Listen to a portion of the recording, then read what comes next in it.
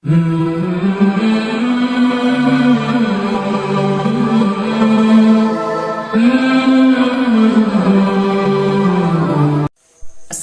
அலைக்கும் வரஹ்மத்துல்லாஹி வபரகாத்துஹு.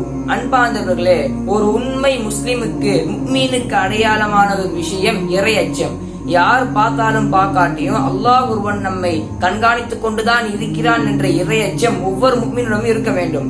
ஆனால் இன்றைய காலகட்டத்துல அது யார்கிட்டயுமே இருக்கிறது கிடையாது.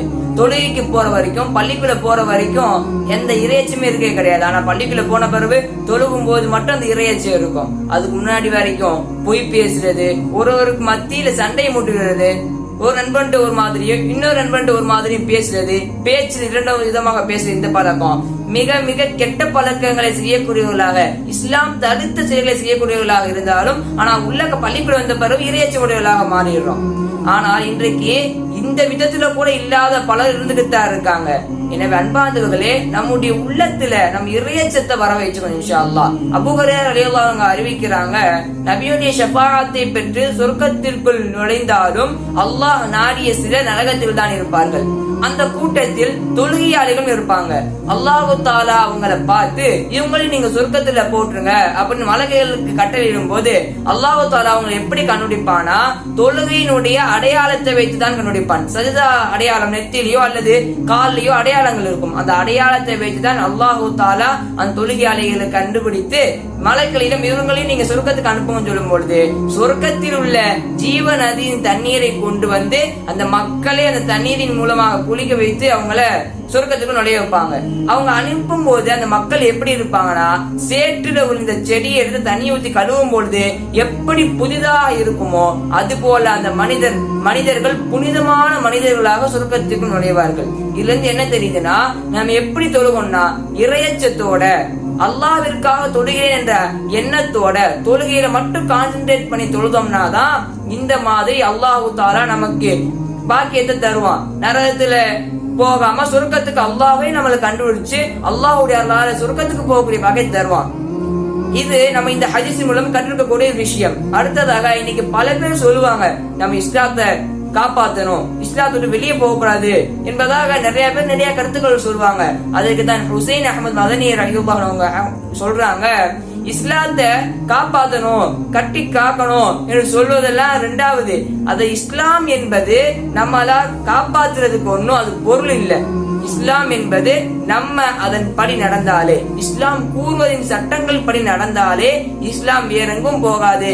அது இந்த உலகம் அழியும் நாள் வரை இஸ்லாம் வளர்ந்து கொண்டேதான் இருக்கும் என்பதை ஹுசைன் அஹமது மதனி ரலியல்லாஹு அன்ஹு சொல்லியிருக்காங்க. இதை நம்ம என்ன தெரிஞ்சுக்கலாம், நம்ம இஸ்லாத்தின் சட்டங்கள் படி நடந்தாலே போதும். தனியா நம்ம டைம் எடுத்து இஸ்லாத்தை பாதுகாக்கணும், தூக்கிட்டு போயிடுவாங்க என்ற அளவிற்கு எல்லாம் நம்ம சிந்திக்கவே தேவையில்லை. இஸ்லாத்தின் படம் இன்ஷா அல்லாஹ் நாம் நடக்கக்கூடிய பாக்கியத்தை அல்லாஹ் நம்ம அனைவருக்கும் தந்தல் புரிவானாக. மேலும் அன்பார்ந்தவர்களே, இறையச்சத்திற்கு உதாரணமாக ஒரு சம்பவம். ஒரு மாணவர் ஒரு உஸ்தாதிடம் சிறந்த மாணவராக படித்துக் கொண்டுதான் இருக்கிறார். அப்ப அந்த மாணவருக்கு சக்கராத் நிலையில இறந்து போகக்கூடிய நிலையில இருக்கும் பொழுது உஸ்தாத் அந்த அவங்க மாணவருடைய வீட்டுக்கு வராங்க. அப்ப அந்த மாணவர்கிட்ட நெத்தியில பக்கத்துல உட்கார்ந்து யாசின் சூரா ஓதுறாங்க. அப்ப அந்த மாணவர் சொல்றாரு, உஸ்தாத் இதை எனக்கு ஓதாதீங்க, இதை விட்டு நான் நீக்கப்பட்டவன ஆயிட்டே அப்படின்னு சொல்லிடுறாங்க. அப்ப அந்த உஸ்தாது நிப்பாட்டிடுறாங்க.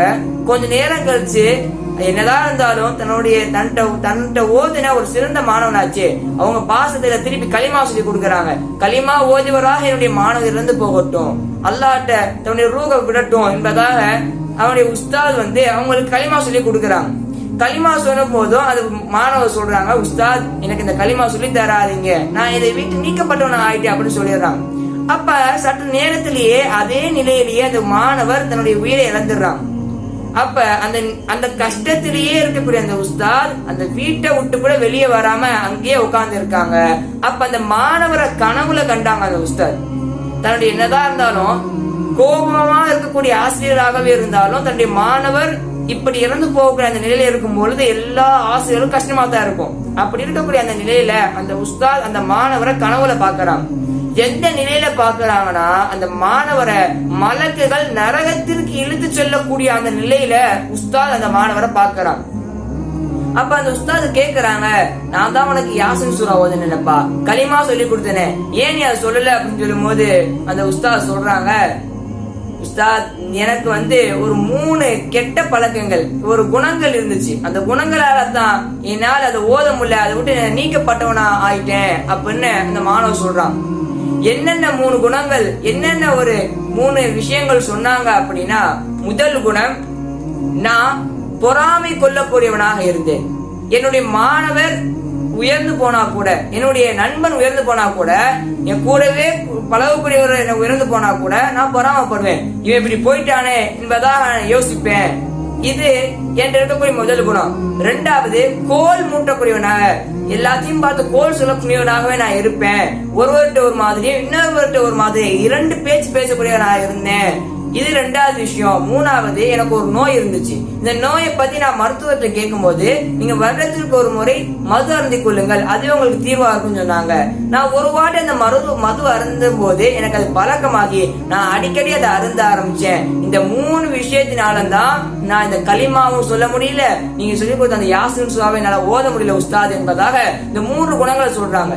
அன்பார்ந்தவர்களே, இன்றைக்கு இந்த 3 குணங்கள் நம்ம எத்தனை பேர்கிட்ட இருக்கு என்பதை நாம் சிந்தித்துக் கொள்ள வேண்டும். கோல் சொல்வது, ஒருவர்கிட்ட ஒரு மாதிரியும் இன்னொரு ஒரு மாதிரியும் நம்ம பேசக்கூடிய இந்த பழக்க வழக்கங்கள் அதிகமாயிருச்சு. பொறாமை கொள்வது, நம்ம சொந்தக்காரங்களா இருந்தாலும் சரி, நண்பர்களாக இருந்தாலும் சரி, பொறாமை கொள்ளக்கூடிய எண்ணம் என்பது அதிகமாகவே வளர்ந்துருச்சு. எனவே அன்பார்ந்தவர்களே, இப்படிப்பட்ட குணங்களில் இருந்து வல்லானாயன் அல்லாஹ் உங்களையும் என்னையும் பாதுகாப்பானாக. நபிமார்களோடு, சுகதாக்களோடு, சாலிஹீன்களோடு ஒன்றாக ஒன்று நாளை சொர்க்கத்தில் ஜன்னத்துல் ஃபிர்தௌஸ் என்ற உயர்ந்த சொர்க்கத்தில் ஒன்றாக ஒன்று இணைந்திருக்கக்கூடிய பாக்கியத்தை வல்லநாயன் அல்லாஹ் உங்களுக்கும் எனக்கும் தந்தல் புரிவானாக என்ற துஆவுடன் உங்களிடமிருந்து விடைபெறுகிறேன். அஸ்ஸலாமு அலைக்கும் வரஹ்மத்துல்லாஹி வபரகாத்துஹு.